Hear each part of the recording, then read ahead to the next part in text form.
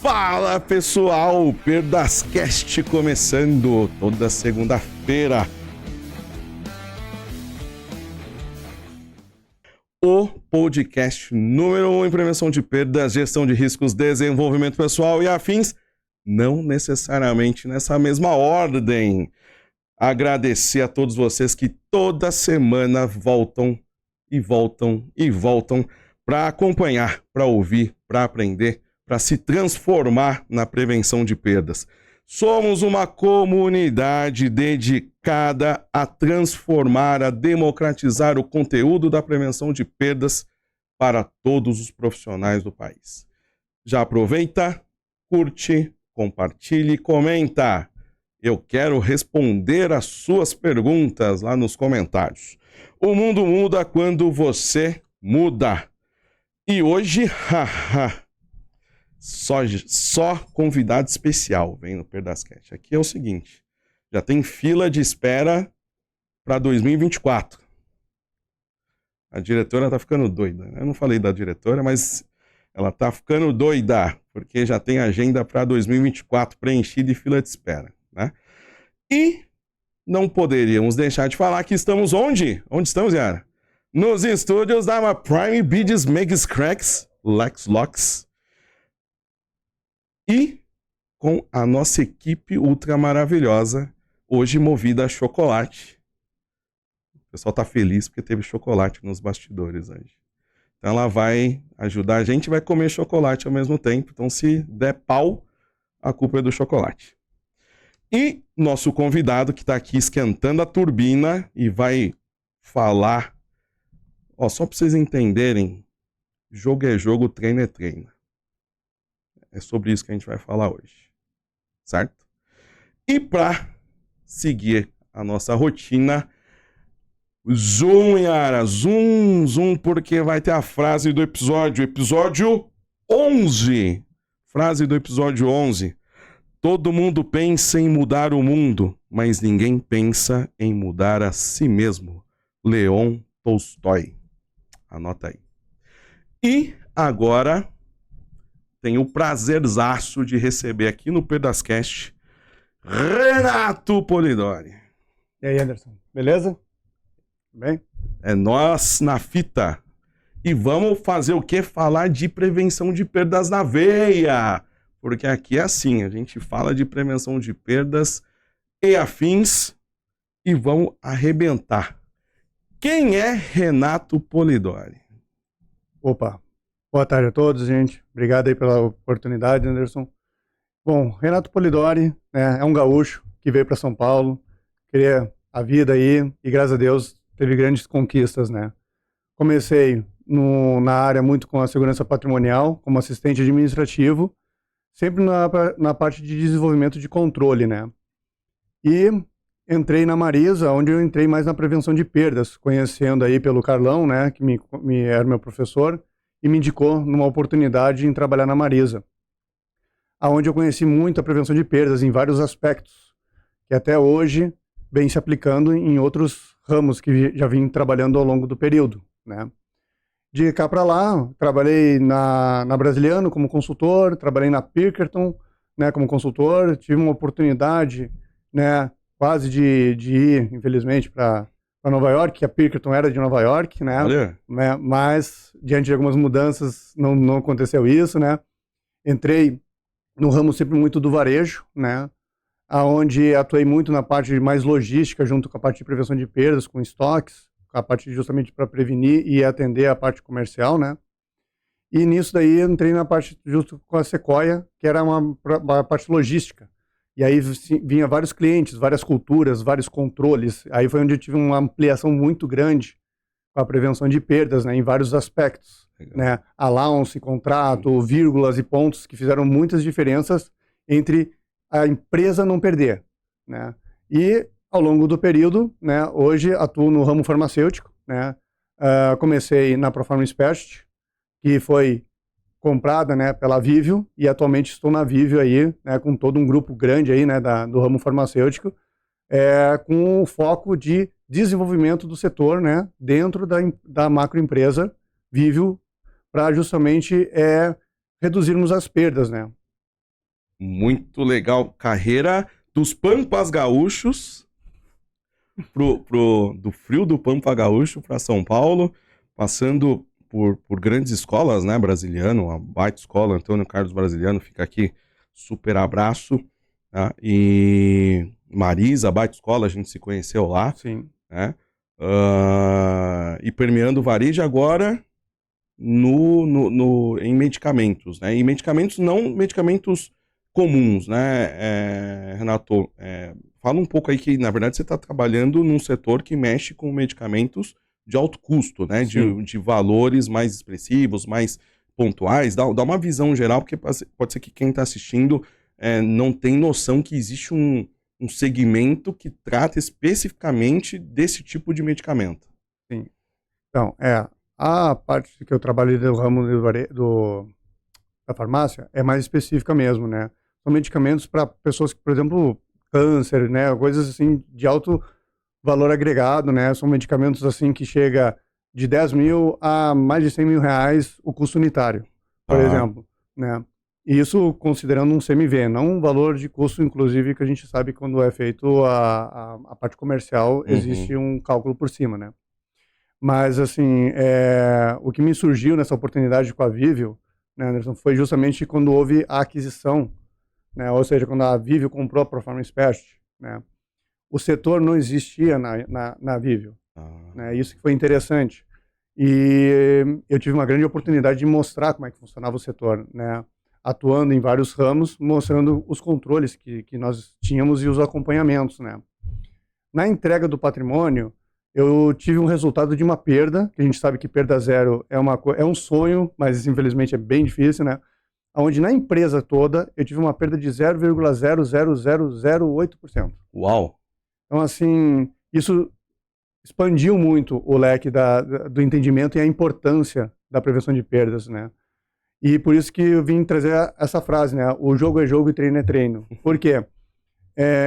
Por muitos anos, são mais de 20 anos trabalhando no ramo, né? Eu tive a oportunidade de ver que muitas vezes que nós temos na teoria é muito bonito de se mostrar, mas na prática, ou seja, o jogo mesmo é mais difícil. Você vai treinar bastante, você pode chutar a bola, fazer vários gols e tudo mais, mas na hora que chega no campo, vai ter o adversário, vai ter o jogo de cintura, né? Ou seja, tem que ter aquela política, tem que ter mostrar aquela situação, a necessidade, né? O que inclui isso daí, né? Eu utilizei muito, e eu utilizo até hoje, o conceito de Simon Sinek, né? O que ele utiliza? Ele utiliza 3 pontos importantes, né?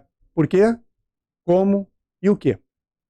Muitas das vezes a gente sabe o que está fazendo e sabe como se faz, mas poucos sabem por que está fazendo aquilo. E o porquê é a cereja do bolo, é o meio do termo. Sim. Então, o que acontece muitas das vezes? Vários controles existem numa empresa, para planejamento, para operação logística, para setor financeiro, para todos. E aí é onde entra a inteligência da prevenção de perdas, que é justamente entender, às vezes, por que aquilo dali acontece. E é onde a gente pode, dentro do porquê, encontrar um ponto de causa, né? E trabalharmos sobre isso, né? O que está acontecendo, por exemplo, bastante hoje, por exemplo, aqui, né, onde eu atuo, né? O ramo é muito grande, é o Brasil inteiro, né? É um estoque assim, com um valor muito agregado, chega à casa dos bilhão, né? A movimentação então nem se fala. Só para vocês terem uma noção, né? Uma coisa que eu posso falar porque já foi até divulgado, né? Na época da pandemia, a Vivio chegou a fretar aviões para poder movimentar as vacinas. Derrubou o Luke. Derrubou o Luke. O Luke já foi. O Luke já foi. Daqui a pouco é o Batman. Fretou aviões justamente para poder movimentar vacinas, máscaras e tudo mais para poder atender o Brasil diante daquela situação crítica que nós passamos, né? Então, é muito interessante ver esse tipo de coisas, essas movimentações, né? E assim, atuando muito na parte do varejo, né, nós temos aí também a parte muito da farmácia comum, como a gente vê hoje em dia. Então, é o leque muito grande. Antes era mais focado mesmo nessa parte da parte de medicamentos, né, justamente de altíssimo valor. Entendi. Né? E nós estamos tendo atuação recente com varejo. Ah, é? Isso. E aí onde entrou também um ponto muito importante na minha atuação. Por quê? Quando entrou a parte do varejo, ele foi mais uma das aquisições. Uhum. A Vivo, só para você ter uma noção, no ano passado teve mais de 20 aquisições. Uau. Ou seja, comprou muitas empresas, indústrias e tal. Legal. Assim foi ao longo do período. E é muito legal, porque assim, houve uma expansão grande, né? E nesse ponto, vem agora o amadurecimento, que entra onde o quê? A cultura. É onde a gente entra na necessidade de termos os controles, os acompanhamentos, e aí focarmos aonde? Na prevenção. Muito bom. Quantos resultados que nós temos que parece ser positivo, mas quando a gente vai ver a fundo, não é positivo. Sim. Né? Um exemplo, na Sequoia, quando eu trabalhei um tempo atrás, Uhum. que nem eu falei, eu tive uma experiência muito grande com a parte de contratos. Tá. Né? Por exemplo, teve um cliente lá, que foi feito um inventário e deu uma perda de 1.200.000. Ele chegou, olha, vocês me devem 1.200.000. Como assim? Não, a perda está aqui, ó, 1.200.000. Tudo bem, mas o allowance é de 1.300.000. Por 100 mil, Uhum. a gente ficou dentro do allowance. Entendi. Mas não foi só o valor. Pode parecer engraçado o que eu vou falar agora, mas é aquele negócio que a gente fala muito na linguagem popular. Uma vírgula, sem brincadeira, no contrato, foi o que fez a diferença de ganhar o allowance, de estarmos dentro do allowance. Entendi. E assim, isso que eu percebi. Às vezes a gente está muito naquela correria, a gente sabe como é que é. Então a gente atua muito sabendo o que e como está fazendo. E esquece do porquê. E muitas vezes chega numa situação e vem um gestor e pergunta, por que aquilo? E aí fica aquela pessoa, pois é. Não é? É bonito, né? Então, e agora? Então assim, o que acontece muitas vezes? Dependendo da situação, a gente atua sempre num quadro maior, que é o quê, depois vai no como. E tem que entrar no porquê. Sim. Se tu não entrar no porquê, tu não vai saber depois o amadurecimento daquilo. É como se não tivesse base. Entendi. E às vezes tem situações que tu primeiro tem que saber porquê, para depois saber como e saber o que vai fazer. Né? Então depende muito do cenário. Tá bom. Né? Então assim, o que acontece muito hoje em dia? Né? Muitas empresas estão atuando na parte que eu ando vendo, na parte de acreditar que a prevenção de perdas é mais uma metodologia e um processo, e temos conceitos, temos muitos, né? Inclusive tem até o seu livro, né? O Pentagrama lá, que justamente engloba bastante parte das questões. Então assim, e vários blogs que a gente vê muitos profissionais das nossas áreas escrevendo muitos e mostrando as suas experiências. Inclusive eu também tenho o meu, onde quando eu consigo escrever e compartilhar o meu conhecimento, eu acho muito legal, né?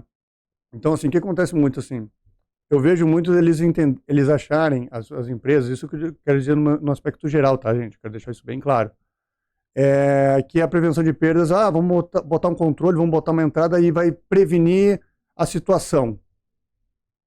Mas não é assim. Não é. A prevenção exige a parte humana, exige o lado imparcial. A prevenção, ela não está ali para justamente só ser uma pessoa que vai analisar, não é somente, vou dar um exemplo aqui, né? Não é aquele fiscal que fica lá fazendo a vistoria, a revista, fica olhando a loja, não é só aquela pessoa lá no meio que é a visão que muitos têm, infelizmente ainda. Isso eu percebo, né? A prevenção é mais profunda do que isso, exige mais inteligência, né? Por exemplo, se uma empresa atua, por exemplo assim, tem um setor de processos. Vamos pegar um exemplo aqui. Tem um setor de processos. O setor de processos, a pessoa vai lá e se preocupa com o desenvolvimento do processo, o fluxograma, e vê se tem começo, meio e fim. Aí, está aprovado e faz o treinamento e se aplica. A pergunta que eu faço, viram os red flags?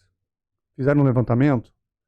Passou pela prevenção? Olhou os riscos, né? Os pontos de risco. Isso. Fundamental. Então, por que acontece muitas vezes? Podemos ter um processo muito bom, rápido, e gera um resultado. Porém, esse que vai entrar nessa questão, gera um impacto. Aí a questão vem nessa parte aí, né?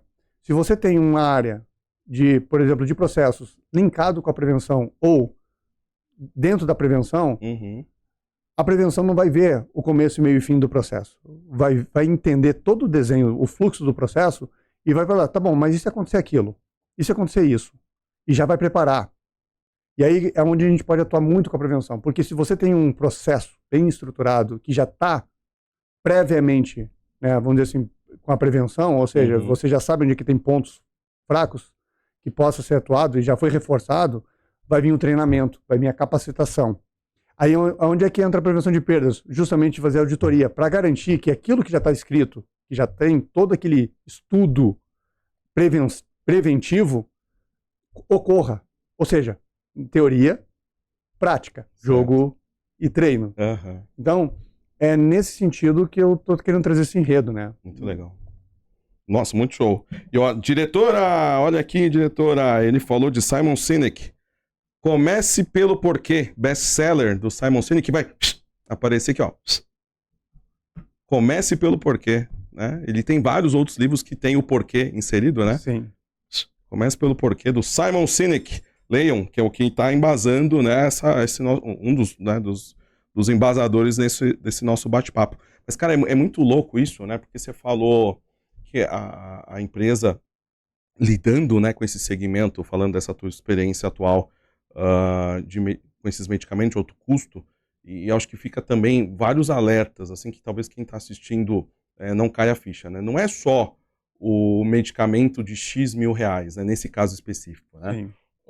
Nesse caso do teu negócio, aquele medicamento significa uma vida. Literalmente.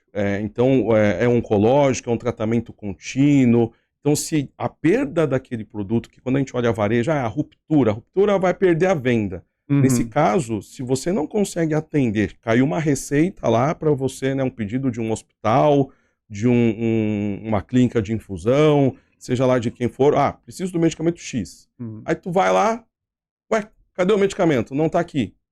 Né? Não entregar aquele medicamento, lá na ponta, impacta uma vida. Né? Literalmente. Então, tem o custo do produto e tem o custo de caramba. Como que isso também tem um impacto, né, maior e leva a prevenção de perdas para um outro patamar. Né? Não só o financeiro, mas de um olhar realmente mais 360 dentro do negócio.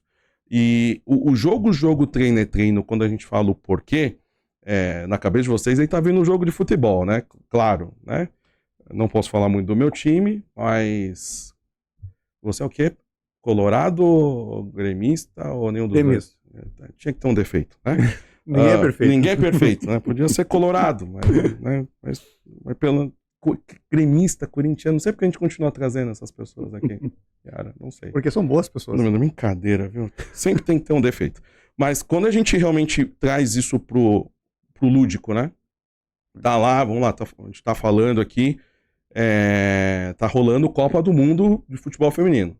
Então entra lá, ó, vocês vão jogar assim, jogar assado, tática, etc. Treina, jogada ensaiada, mas a hora que entra no campo, tudo muda, né? Tudo muda. Tudo muda. É outra realidade. É outra realidade. Então treina, jogo é outra realidade. O adversário, que você falou, né? Pode estar melhor que você. Ele treinou olhando o teu histórico e sabendo o que você vai fazer. Tem o fator externo, né? Tem um fator que teria que ser imparcial, que é a arbitragem. Tem o fator torcida, tem o fator clima. Você treinou para jogar no sol e de repente tá chovendo. Sim. Né? Quando a gente traz isso para a realidade da prevenção, né? Traz mais alguns exemplos do tipo, treinou, vai pro dia a dia. O que pode dar de errado e que a prevenção de perdas tem que estar ligada para poder fazer o papel dela de forma correta? Bom, eu vou pegar o exemplo que tu pegou a situação, né? Você preparou tudo lá no sol, num climinha gostoso, né? Agradável. Aí, de repente, vem aquele tornado. Que é o que acontece muitas das vezes, né? Principalmente no momento de correria, né? É que nem eu falo, tem que ter uma carta sempre guardada debaixo da manga, no sentido do quê? O que é um dos conceitos que é focado muito em gestão de risco e prevenção de perdas? O plano de contingência. É o velho ditado.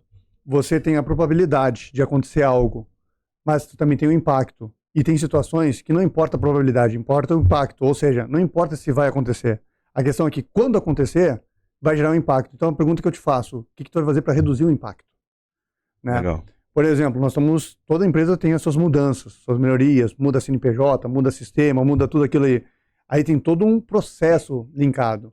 Então, a pergunta que eu faço primeiramente, assim, quando tem, que saindo de uma zona de conforto e indo para uma turbulência, né? Pegando como gancho aí, né, a ideia. O que tem que ser visto? Todos os detalhes de todo o processo, do começo, meio e fim. E saber que na mudança de um sistema, na mudança de uma informação, na mudança de algo da empresa, ali vai gerar um impacto. Legal. Então, não importa a probabilidade, tu sabe que o impacto vai acontecer. A pergunta é, como é que tu vai reduzir aquele impacto? É como se tu estivesse com um carro correndo diante de um muro e você tem uma situação, ou você vai bater no muro e destruir o carro, ou você vai achar uma forma de destruir o muro para poder danificar o mínimo possível o carro. Ou seja, que acaba em uma parte de gestão. Que nem eu disse, né? Não existe perda zero. Perda zero é um sonho de consumo. É uma utopia. Né? É uma utopia. Né? Mas assim, por incrível que pareça, Anderson, isso eu te digo, muitos anos trabalhando na empresa. Tinha um cliente lá na Sequoia que fez um aditivo contratual exigindo uma acuracidade de estoque, por exemplo, de 99,5%. Caramba. 99,5%. Assim, todo mundo ficou naquela situação. E agora? Meu, isso é uma coisa totalmente intangível. Uhum. Ainda mais no fluxo que tinha, como é que era feita toda a movimentação.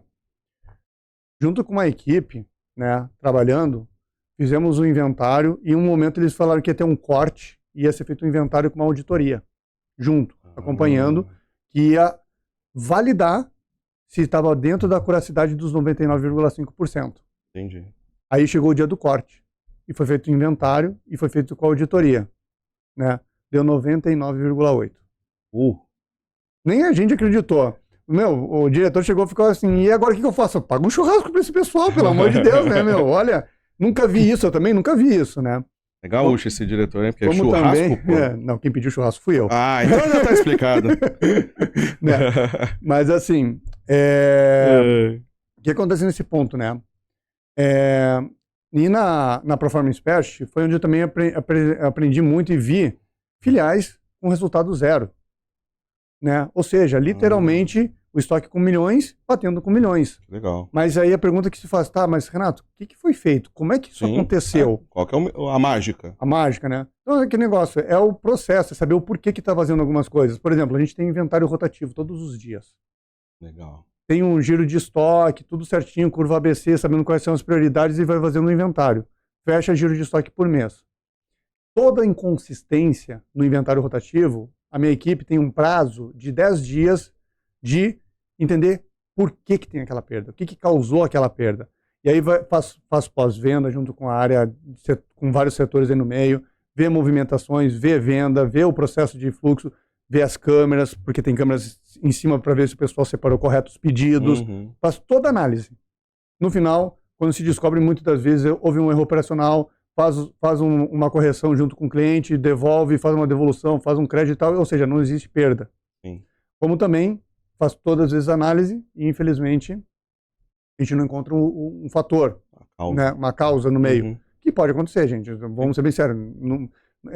Só se a gente tivesse uma bola de cristal para descobrir as coisas, né? Isso aí seria uma utopia nossa também. Mas, assim, mesmo fazendo isso aí, o inventário rotativo, os resultados que ocorrem muitas vezes de baixa é de R$200, R$100, R$1.000. É um medicamento, às vezes, que acontece. Por quê? Muitas das vezes o fornecedor manda, às vezes, uma caixa fechada e faz a conferência, entra, e aí quando vai ver, abre a caixa, falta o medicamento. Aqueles velhos conceitos muito normais de acontecer, né? E vem aqueles conceitos também em cima do propósito, né? De como é que tu vai atuar, como é que tu vai pegar a situação. Então, por exemplo, assim, né? Uma vez, numa empresa, chegaram para mim e falaram assim, olha, Renato, vamos tirar a revista e tal, porque isso aí tá gerando um custo extra. Falei, tá bom. Mas você sabe por que a importância da revista? Aí falou assim, mas aí chamaram o jurídico, toda aquela coisa assim com a parte de fatores, né, a parte de recursos humanos, né? Eu até entendo esse lado, mas aquela situação, tem que ter vários recursos para poder justamente vocês poderem prevenir. Falei assim, existe. E a revista é um deles, né? Até porque não está impossibilitando ninguém de sair. Só vai passar por uma revista que vai levar 2 minutos. Seja como for, né? Então, que nem quando já fui em várias empresas, quando fui consultor, Poxa, eu tinha que passar e abrir o capô do carro, a porta-mala do carro, passar o espelho por baixo do carro. Aham. É o velho ditado, se você não está fazendo nada de errado, qual é o problema de mostrar? Desde que a regra esteja clara, né? Ou Sim, seja, o porquê esteja claro, voltamos no porquê de novo, né? sim. Se o porquê tá claro, o como não tem problema, certo? Esse é o ponto, né? Né? Nessa questão de processo. O que eu tô pensando aqui, que tá me quebrando a cachola e eu quero ouvir de você, é... Você falou, puta, aí você pergunta por que o cara faz cara de paisagem, fica, né, fica viajando na maionese. Sim. Como é que cura essa questão? Como é que você resolveu? Qual a dica ou as dicas que você dá pro cara falar assim, meu, como é que eu consigo fazer com que as pessoas entendam o porquê? Né? Qual que é o fluxo? Qual é o método que dá para fazer, para aplicar, né, para quem tá assistindo que vai falar assim, cara, eu tô sofrendo da mesma dor que ele tá falando. Uhum. Como é que eu resolvo isso? Bom, uma das coisas que eu fiz, vou dar o exemplo da minha experiência quando eu entro numa empresa. Ah, Em tese, quando a Vivio nos comprou, é como se eu entrasse numa empresa numa entrevista. Eu comecei do zero. uhum, Então, o que eu comecei a fazer? A entender todos os processos e os fluxos. E comecei a perguntar o porquê. E muitas das vezes, que nem eu falei, a pessoa não sabe responder. Então, o que eu comecei a fazer? Comecei a estudar para eu começar a entender o porquê que aquilo dali é importante. tá. Ou se existe um propósito para aquilo. Então, quando eu comecei a fazer esse tipo de trabalho, isso transforma como exemplo, porque a tua atitude, muitas vezes na empresa, mostra como exemplo. Tanto que uma das frases que eu já ouvi, né, não só onde eu estou trabalhando, mas em outras empresas, é uma frase bem assim, é muito inquestionável o que o Renato faz. Por quê? Justamente porque você pergunta para o cara e o cara sabe responder. Mas assim, é onde entra o conceito que eu falo para você hoje. Vou pegar no exemplo aqui. O que você faz? Primeira pergunta. O que você tem? Como você faz? Beleza, chegou nesse ponto. Listou. Aí tu pega essa lista de cada controle que tu tem, cada processo que tu tem, e põe do lado o cabeçalho e pergunta, por que tu tem aquilo? Você vai perceber que algumas coisas que tu tem, não existe um porquê. Não existe um propósito. Legal. E aí se torna, às vezes, aonde você está botando um tempo numa coisa que poderia estar investindo um tempo numa outra coisa. Aumenta a tua eficiência. Isso. Então, aumenta muito. Porque, assim, às vezes, tu pode fazer muito e não entregar nada, e fazer pouco e entregar muito. Uhum, É o famoso Pareto, como uhum. todo mundo conhece. Sim. Né? Então, que nem, por exemplo, nós tivemos uma virada num sistema do WMS. Deu um problema muito grande de conflito entre o sistema. Eu peguei 20% dos maiores produtos que tinha no fluxo e fiz a correção. Foram 30 produtos que eu fiz. Isso daí já aumentou a produtividade. Né? Então, aplicar muito, a principal é o conceito, gente. Então, assim, o que tu pergunta como porquê? Qual é o conceito que tu está colocando? O que você está colocando em cima daquilo? Aquilo daí já justifica. Ou seja, tu consegue ter um propósito, tu consegue encontrar um porquê daquilo. Né? Então, assim, qual é o conceito que tu aplicou? O que tu fez? O que tu usou? Porque achômetro não existe. Muita gente usa, mas não existe, né? É, isso aí. Né? Então, seria mais nesse sentido que eu acho como uma recomendação para o pessoal. Legal. Né? Busca lista, tudo que você tem, reforçando aqui, né? Todos os controles, procedimentos, instruções técnicas, equipes até, porque às vezes tu tem muita gente e não justifica. Às vezes tu tem pouca gente e aí quando tu começa a montar o porquê, tu começa até às vezes justificar por que tu precisa de mais pessoas. Boa. Né? Então aquele tipo de coisas, por exemplo, assim, ó, um exemplo, teu filho chega para você e fala, pai, me dá dinheiro. Tá, por que tu quer o dinheiro? Não vai simplesmente tirar a carteira e tirar o dinheiro e dar pro teu filho. Vai perguntar para ele por que ele quer aquele dinheiro. Ah, porque eu quero comprar um sorvete. Tem um porquê. Um exemplo simples para você ter uma noção. Então, e muitas vezes também na empresa, no setor. Por exemplo, assim, ó, por que eu vou gastar R$1 milhão nesse sistema? Por quê? Né? Então, assim, para poder prevenir R$1 bilhão. Então, às vezes é uma resposta simples. Uma das coisas que eu vejo muito também é aquele velho círculo, né? A pessoa vai girando, girando e não chega no propósito. Às vezes tem que chegar numa linha reta. Falar de uma maneira direta. Uhum. Vou dar um exemplo aqui para vocês aqui, né? De uma experiência que eu tive, né? Nós tínhamos um problema muito grande lá com um cliente que estava chegando errado nas lojas. Tá. Então, o que foi criado? Junto com uns meninos do TI, pegamos tipo um computadorzinho, pensa um negocinho pequeno. Nossa, cara, assim, não custou R$1.000. Um monitor, aqui dali, um leitor, aqueles de Bluetooth, e começamos a fazer auditoria na doca. Boa. Fazer auditoria na doca, ou seja, literalmente passava pela doca e estava auditado. Não era um check-out, gente. O check-out já foi feito. Era uma auditoria com o Código de barras. Eu ia falar QR Code, que a gente já está tão falando em QR Code, com a DANF, da nota fiscal. E fazia literalmente uma auditoria na doca. E se tivesse vai conserto, caiu de novo. Pronto, caiu de novo. Pronto, deixa ele mais pertinho aqui mais aqui do ladinho. Do pai dele aqui, ó. Pronto. É isso aí, do lado do pai, aí não vai cair. Então se fazia uma auditoria literalmente na frente. O custo disso, gente, não saía R$1.000, Sim. Tinha 7 docas. O que aconteceu? Batemos na ideia de justamente colocar em todas as docas. Aí veio o quê? Tá, a pergunta de 1 milhão, quanto é que isso vai custar? Aí, quando foi passado, tendo uma reunião, que estava toda a diretoria, gerência e tudo mais ali no meio, o cara do TI falou, não, aqui vai ter que botar vai ter que ver um coletor, cada coletor custa R$6.000 para fazer. Eu falei assim, gente, para que uma Ferrari? Às vezes, o carrinho popular resolve o nosso problema. E só que o meu diretor estava lá na reunião e ele já sabia do projeto. Aí ele só perguntou, Renato, quanto é que vai custar? Eu falei, olha, vai custar R$7.000. Ele, como assim, R$7.000? As 7 docas, R$1.000 em cada doca. Aí foi comprado, foi feito todo o negócio e foi feita a instalação. Ou seja, o cara queria gastar o que ia custar nas 7 docas, uma doca. Entendi. Então, às vezes o simples, o básico, resolve muitos problemas. Isso eu digo por experiência, gente. Eu levei muita paulada até chegar nesse ponto, mas eu digo para vocês. Vou dar um exemplo para vocês assim. Em 2009, 2008, eu era um assistente administrativo. O setor que eu trabalhava de segurança patrimonial na Vivo, na época, na Vivo, tinha todo um acompanhamento de ROV, que era chamado Relatório de Ocorrências Vivos. Tudo em Axis. Mas tinha muita informação, muito importante. Só que na hora que precisava coletar e trazer dados, levava muito tempo. Às vezes levava 1 dia, 2 dias. A primeira coisa que eu pensei, tempo é crucial. Então, como é que você pelo menos consegue ter uma informação no início do dia e na metade do dia? Então, antes de existir, gente, para você ter uma noção, Power BI, que todo mundo conhece, um monte de gente vê aí, clica um monte de botão, vê aqueles negócios subindo e descendo. Antigamente, em 2008 não existia Power BI. Você foi longe, hein, mano? Louco.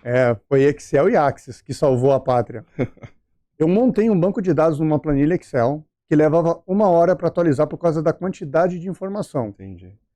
Só que eu fiz cada planilha Excel para cada gerente regional linkado com esse banco de dados. Eles clicavam na hora e o gráfico subia e descia na hora as informações. Então, a cada 2 horas, eles tinham uma informação atualizada de todas as ocorrências, o que estava concluído, o que não estava, qual era o tipo de ocorrência, qual era a filial. Então, eles clicavam nas abas suspensa e os gráficos subiam e desciam. Era um Power BI. Então, o que eu quero dizer com isso, gente? Era uma coisa, gente, simples e básica. Mas a tecnologia ajuda muita gente. O que eu estou querendo dizer isso aí também? Por experiência, muitas pessoas eu conheço que têm um baita conhecimento, sabem fazer coisas lindas, mas quando tu vai chegar assim, tá bom, mas por que isso? Faltou o porquê. Faltou o porquê. Como eu conheço pessoas que sabem o porquê, mas não conseguem aplicar o como. Né? Então, é aquele negócio do conhecimento e a prática. Ou seja, o treino e a prática. Sim. Não, e entra muito... tem ferramentas, né? Você fala do porquê, e a gente estava falando antes, eu trazer um outro ponto antes e eu falo isso bastante, que a prevenção de perdas ela é uma área que revela verdades. Por mais dura que seja. Sim. Mas ela está dentro da empresa para dizer verdades. Ponto. O objetivo é esse. Ponto. Doa quem doer, a verdade vai ser revelada. Né? E quando você faz a pergunta, o porquê incomoda. Se eu te perguntar por que você faz isso, a primeira reação que qualquer ser humano vai ter é retração, de negação, por quê? Né? E tem a técnica do 5 whys, né? 5 porquês. Sim. Por quê? Tipo, você falou, por quê? Por que você quer tomar sorvete? Porque pode ter uma outra pergunta, antes o cara tá gripado, né? Eu quero dinheiro pra tomar sorvete. Mas por que você toma sorvete? Porque eu gosto. Por que você gosta de sorvete? Na quinto why do negócio, o cara pode até desistir, né? Ou mudar a resposta original. Sim. Porque o primeiro porquê, ele vem num nível muito raso, né? Da resposta, né? Superficial. E você vai, conforme você vai fazendo mais porquês, você vai aprofundando, que é muito que um consultor, né? A gente que é de processo, a gente entende bastante, né, Renato? Quando mais você vai entrevistando e perguntando, na verdade, não existe resposta. A resposta só vai ser certa se a pergunta for certa, né? Literalmente. Tem gente que pergunta errado. Sim. Tem que gastar muito mais tempo na pergunta do que na possível resposta. Então, quando eu fiquei pensando aqui no que você está falando, voltando de novo, né, no jogo é jogo, treino é treino, o quão difícil que nos níveis diversos da companhia fazer a pergunta por quê é muito... Elas têm uma resistência muito grande, né? Então, um dono de uma empresa, um executivo, né? Ele tem resistência em perguntar e em responder o porquê, né? Sim.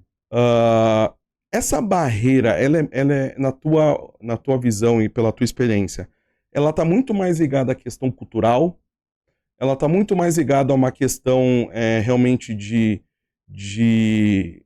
paradigma, de eu sempre fiz assim e vou continuar. O que olhando sobre um aspecto mais de pessoa, o que você enxerga da resistência das pessoas em perguntar e responder os porquês?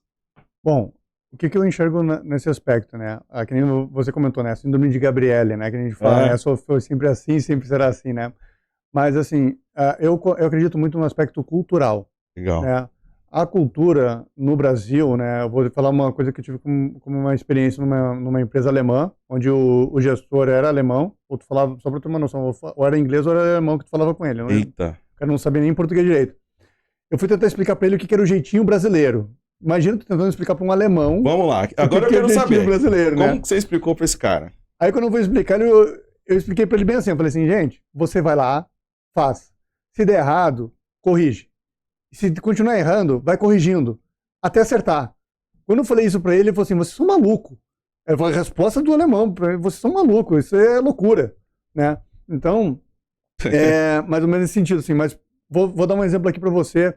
Qual é um aspecto cultural que nós temos? Isso eu digo todos nós há muitos anos, né? E dizendo até como pai aqui, e é uma das coisas que eu vou buscar aplicar muito na minha filha, né? O famoso trabalho em grupo. Vou dar um exemplo aqui. Porque um trabalho em grupo, no fundo, é um trabalho em equipe, certo? Então, vou fazer uma pergunta assim, bem para todo mundo pensar. Por que surge a frase clássica? Cada um faz o seu e depois a gente junta aqui o trabalho e entrega para o professor. O que acontece muitas das vezes? Sempre acontecia nesse trabalho. Nossa, tinha que um sentar, um passar limpo, outro corria, via o negócio, juntava e não dava certo. Tem até uma ilustração que mostra daquele cavalo, que mostra o desenho perfeito e depois no final tá um negócio cada parte de um jeito. Cada parte de um jeito. Então, aí vem aquela questão assim, né?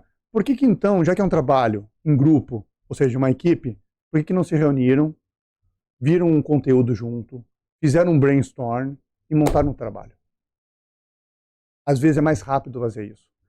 Porque a casa de Joãozinho é mais longe, de Maria também é longe. Né? Tá bom, então vamos todo mundo pro colégio, vamos na biblioteca. Então, isso é uma coisa que eu vejo muito na nossa cultura. De tipo assim, vamos resolver, é o jeitinho brasileiro. Pega aqui, pega ali, depois vamos juntar aqui, vamos entregar. Gente, por experiência, pergunto a vocês, quantas vezes isso deu certo? 100%. 100% de simplesmente juntar os papéis e entregar para o professor. Nunca. Eu, pelo menos, nunca me lembro de Sempre tem retrabalho, sempre tem mais trabalho do que se tivesse se reunido, feito da forma correta, como você está comentando. Isso, e aí entra o aspecto cultural, como eu estou dizendo assim. O que acontece muito no Brasil? No Brasil, o retrabalho. Muito. Quantos trabalhos nós não tivemos que refazer? Quantos trabalhos a gente começa de um jeito e às vezes nem termina? Né? Tem uma frase de Martin Luther Berg que eu acho muito interessante. O importante é começar. Sim. Ele começou o Facebook num quarto, como todo mundo conhece. Olha como é que o cara foi crescendo. Sim, sim. Então, o que eu quero dizer com isso? Não estou dizendo, gente, que não é para começar. É importante começar. O começo pode não ser aquele final. Até porque muitos controles, muitas coisas que eu fui desenvolvendo, fui aperfeiçoando com a prática. Sim. Foi cada vez melhorando, né? Então, é nesse sentido que eu vejo assim, por exemplo, no Japão, fazer retrabalho é uma ofensa. Das grandes, inclusive. Das grandes. Então, assim, tanto que a pessoa recebe um apelido, é como se fosse chamado de burro, porque ele teve retrabalho, porque ele não pensou, não planejou. Digo por experiência, por que empresas alemãs, que nem eu falei ali, numa sala de reunião, o cara apresentando o projeto, surgiram o questionamento, os questionamentos não obteve resposta, o projeto não saiu da mesa. Eita. Por quê? Porque já sabia que ia dar errado. Então, isso eu acho que é uma coisa que a gente tem que pensar. A gente, às vezes, está até na prática, mas não está na teoria. Esquece a teoria. Porque acha, é aquele velho ditado, né? Vai pegar um carro, vai sair dirigindo, não é a mesma coisa. Tu não vai pegar o manual e não vai te mostrar para dirigir. Tu vai ter que saber dirigir, mas tu também tem que ler o manual. Sim. Então, os regulatórios, a parte regulatória do trânsito, senão tu vai fazer cometer muitos delitos, né? Então, assim, tu vai saber dirigir, mas tu não vai saber as leis de trânsito. Sim, sim. Então, é um casamento, a teoria e a prática. Ou seja, o treino e o jogo. Jogo é jogo, treino é treino. Respira aí, toma uma água, porque caraca, hein? O cara desembestou a falar aqui, ficamos malucos. Cadê a água? Cadê a água? Neste momento nós vamos entrar no momento beijos e abraços, Doniara. Ei, Doniara Maria Ramos. Vamos mandar um beijo, Renatão. Marco Carvalho da Surrai, meu grande amigo. Silvio Cavecchia, Grupo Comolate. Fica um grande abraço para ti, Silvião. Kelner Albuquerque, da Potiguar Home Center. E um papo legalzíssimo que eu tive essa semana com Maria Angélica Labé Freds, uma profissional de prevenção de perdas do Chile. Bati um papo com ela essa semana e deixo aqui o meu abraço para Maria Angélica Labé Freds, desde Brasil. Estamos ultrapassando fronteiras, Renato Polidori. E tem mais notícia boa. Diretora, tem notícia boa. Zoom. Diretoria da Escola Bootcamp soltou um comunicado das datas do próximo Bootcamp. Que tá fazendo boca torta por quê? Do próximo Bootcamp Prevenção de Perdas. O único NPS 100, 3 vezes tricampeão. Eu tenho que falar, Yara. Eu tenho que falar. Não tem muito o que fazer. É verdade. Já pedi música no Fantástico e tudo. Anota aí, galera. Anota aí que você já pode fazer a sua inscrição com antecedência para o Bootcamp Prevenção de Perdas. 20, 21 e 22 de outubro. Sexta, sábado e domingo. Sexta, sábado e domingo. Bootcamp Prevenção de Perdas, imersão com conteúdo, com prática. A gente está falando de jogo é jogo, treino é treino. Bootcamp tem treino e tem jogo. Ou seja, tem no último dia exercício prático. Última vez a gente foi para dentro de uma loja de varejo, foi para dentro da Scala, fizemos estudo de caso lá dentro, voltou com um plano de ação, coisa maluca, que só acontece aonde? No Bootcamp Prevenção de Perdas, 20, 21 e 22 de outubro. Ela vai colocar aqui, né, o link, seja lá o que for. Ele respirou, e eu tô olhando pra ele aqui, cara, eu vou ter que falar, ele vai ficar puto da vida comigo, mas é a cara do Rafinha Bastos, mano. Ele é a cara do Rafinha Bastos, tô aqui olhando pra ele, lembrando do Rafinha Bastos. A diretora vai pôr aqui a fotinho do lado aqui, do Rafinha Bastos, do lado de Renato Polidori, né? Deve ser a primeira vez que ele ouviu isso. É a cara do Rafinha Bastos, cara.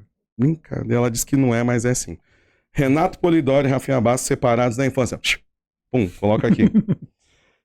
Gremista, manda muito bem em método, falou pra gente do porquê. Cara, se você não entendeu ainda esse negócio do porquê, volta lá no início do podcast, ouve de novo, porque esse cara aqui foi falando uns negócios que tua cabeça vai fritar E a hora que cair a ficha, né, Renatão? A hora É. que cair a ficha, você vai entender o porquê das coisas estarem do jeito que estão, né, no teu negócio. Sim.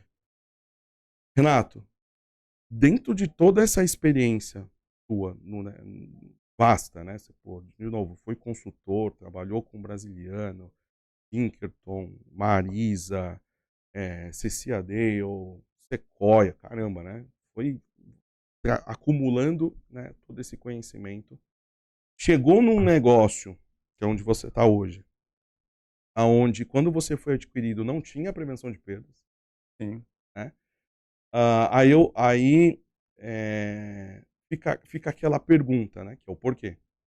Por que que as empresas ainda não enxergam a importância da prevenção de perdas para os seus negócios? Bom, o meu ver, né, o que eu enxergo é justamente um pouco assim de maturidade, né? O que eu quero dizer com isso? Eu conheci muitas empresas grandes, mas a maturidade não era tão grande. Como conheci empresas pequenas que tinham uma grande maturidade e cresceram, Que legal. né? Então, respondendo com a pergunta do porquê, né? Ah, uma empresa é como, às vezes, pode ser um bebê gigante, né, no sentido mental, ou seja, tu olha para fora, é um adulto, mas a mentalidade, a cultura ainda não amadureceu. Hum, Então, o que acontece muitas vezes é o profissional tem o lado do ritmo como se fosse uma dança. Às vezes é necessário dar um passo para trás. Não adianta você querer seguir em frente se você está pisando em espinhos. Você está se machucando, você não vai chegar no seu resultado final. Por quê? Porque você continua seguindo em frente e não está se perguntando por que está se machucando, por que tu tá pisando ainda descalço num piso que não é adequado. Dá um passo para trás, planeja, veja o que você vai utilizar, vai botar um tapete, vai usar um tênis, o que tu vai fazer para seguir em frente. boa.